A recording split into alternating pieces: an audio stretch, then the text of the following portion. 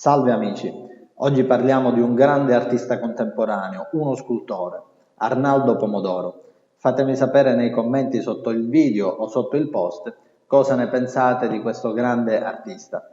Dunque, Arnaldo Pomodoro ha iniziato sostanzialmente la sua carriera quando si è spostato negli anni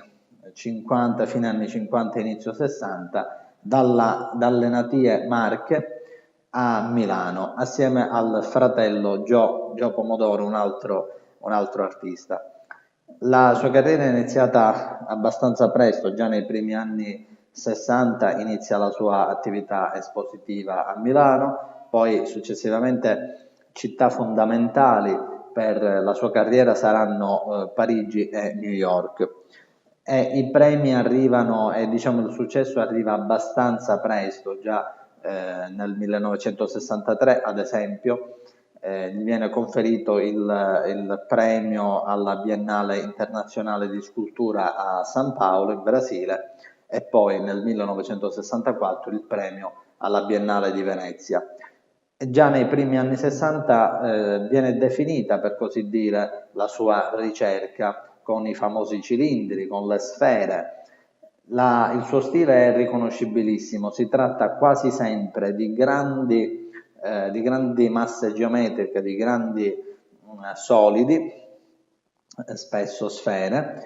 e che poi fanno vedere, diciamo, mostrano ecco, anche l'interno. Quindi c'è sempre questo contrasto tra queste superfici liscissime, pulite, appunto perfettamente geometriche, e poi invece l'interno brulicante in cui sembra quasi che lo scultore vi abbia insinuato una sorta di scrittura arcaica. Questo colpì subito l'immaginario e colpì subito la critica e anche per questo motivo la sua carriera decollò subito. La sua carriera è stata poi successivamente caratterizzata da un numero straordinario, da un grandissimo numero di opere pubbliche, ad esempio ricordiamo la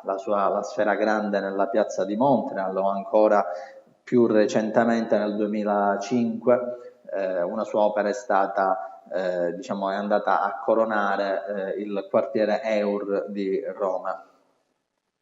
Dunque l'elemento fondamentale della poetica e dell'estetica di Pomodoro è appunto questo contrasto, questa osmosi che egli va a creare all'interno del campo scultoreo tra esterno e interno, quindi questo contrasto tra una superficie geometrica pulita, anche in qualche modo potremmo dire facilmente leggibile, appunto che è l'esteriorità, e invece un interno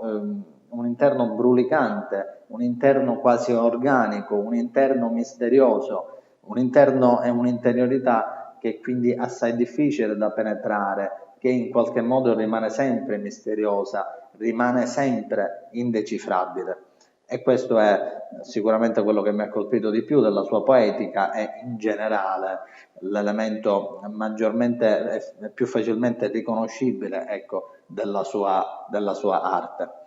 Dunque ragazzi, se vi è piaciuto questo video fatemelo sapere nei commenti sotto il post, mi raccomando iscrivetevi al mio canale YouTube, continuate a seguirmi anche su Facebook e ricordate sempre che chi ama l'arte ama una parte di se stesso.